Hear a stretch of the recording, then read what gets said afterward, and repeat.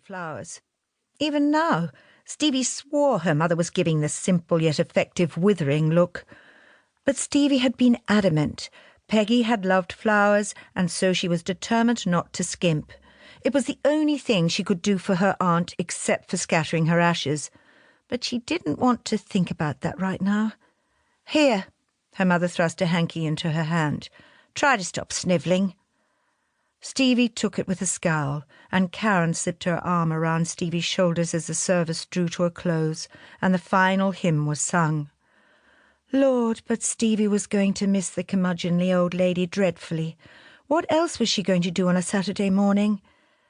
Ever since Peg had been forced to live in the nursing home due to her increasingly poor health and frailty, Stevie had visited on Saturdays. She always took the old lady a treat or two and renewed her library book.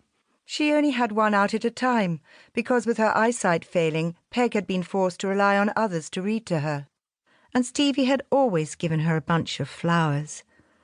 At least I don't have her house to worry about, Stevie thought. It had been bad enough having to sort out the few possessions which Peg had taken with her to the nursing home.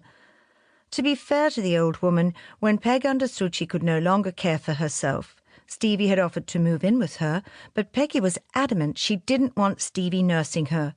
She had sorted out her own affairs with remarkable efficiency. It was one of the things Stevie had loved about Peggy, her independence. If the old woman could do it herself, then she did. "I don't want to be a burden," was her favourite expression, and it used to exasperate Stevie no end, as if Aunt Peg could ever be a burden. It was just a pity the rest of her family hadn't viewed Peg in the same way. Neither her mother nor her sister seemed to have had any time for the old woman. Admittedly, her mother used to invite her round for lunch at Christmas and Easter, but that was about it. Token gestures, nothing more. And since Peggy had moved to the nursing home, her mother had only visited once. And Fern hadn't visited at all as far as Stevie was aware.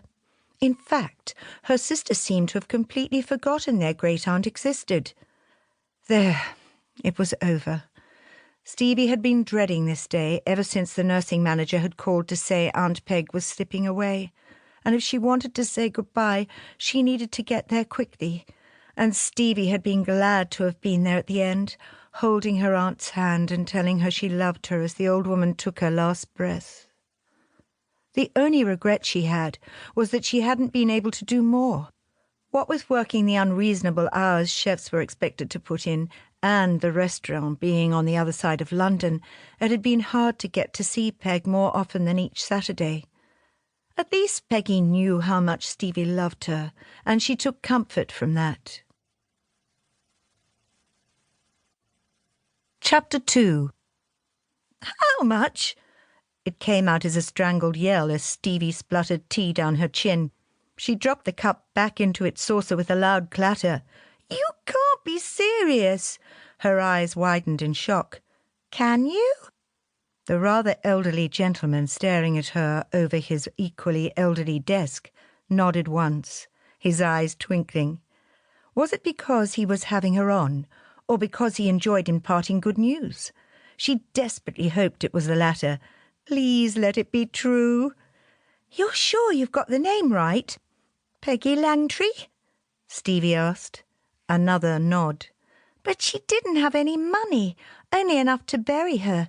She used to keep her funeral funds, as she called them, in a vase on the windowsill." Stevie smiled fondly. "She clearly had more than you thought," the solicitor pointed out dryly. "What about Mum and Fern? Don't tell me she left the same amount to them too." Stevie gulped at the thought. "She must have been loaded." Mr. Gantley shuffled forward in his chair and steepled his hands together, elbows on his desk, a faint whiff of mothballs emanating from his direction. "No," he said solemnly, after a dignified silence. Stevie waited for him to elaborate, but he made no move to speak again. After tapping her fingers on the desk and swinging her crossed legs, she asked, "No, she didn't leave the same amount to Mum and Fern, or no, she wasn't loaded." "The first option. She left differing amounts to your mother and your sister."